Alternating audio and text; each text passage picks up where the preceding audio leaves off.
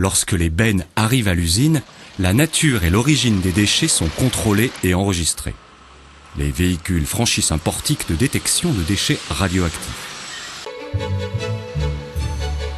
Direction, le vaste hall de déchargement où les bennes peuvent manœuvrer et décharger facilement dans la fosse. Une fosse pouvant contenir jusqu'à 5000 tonnes de déchets. C'est le pontier qui alimente les lignes d'incinération à l'aide d'un grappin.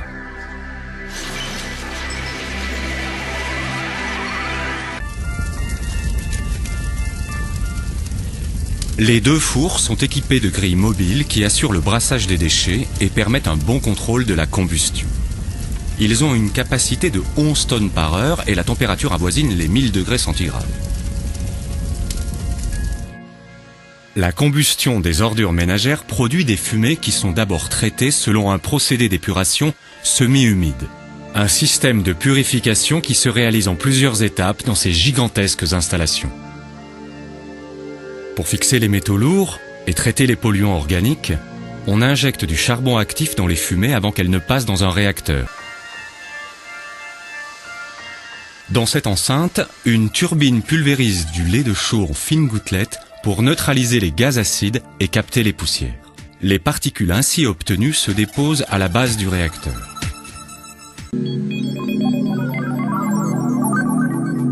Les éléments de charbon actif et de chaux, entraînés par le flux des fumées, se fixent à la surface des filtres à manche. Ils constituent alors un filtre actif qui retient les poussières et neutralise les polluants acides et résiduels. Régulièrement, les filtres sont débarrassés de ces matières polluantes. Toutes ces matières résiduelles, appelées réfium, sont collectées à la base du réacteur et des filtres à manche. Le reste des fumées subit un traitement par catalyse qui permet de réduire les émissions d'oxyde d'azote. L'usine de Bourgoin-Jallieu est l'une des premières en France à utiliser un dispositif expérimental de prélèvement en continu des dioxines et furanes.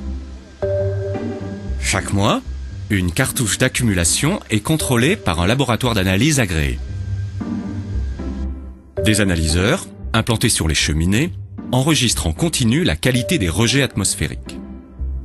Dans les fours, certaines matières ne se consument pas.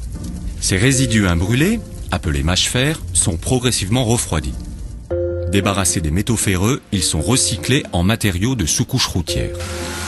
Les réfiums, issus de l'épuration des fumées, sont stockés dans un silo et régulièrement évacués vers un centre d'enfouissement technique de classe 1. La combustion des ordures ménagères produit une énorme énergie calorique. Les chaudières, situées au-dessus des fours, utilisent cette chaleur pour fabriquer de la vapeur.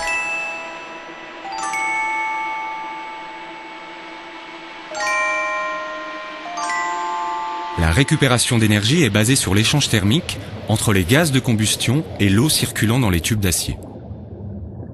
La vapeur ainsi créée est une véritable source d'énergie utilisée dans plusieurs installations de l'usine.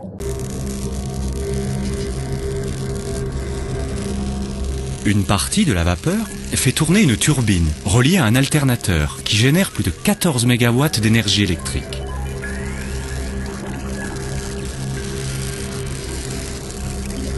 Cette installation produit l'électricité nécessaire au fonctionnement de l'usine, mais pas seulement. L'excédent est revendu à EDF et correspond aux besoins en énergie électrique de près de 23 000 personnes.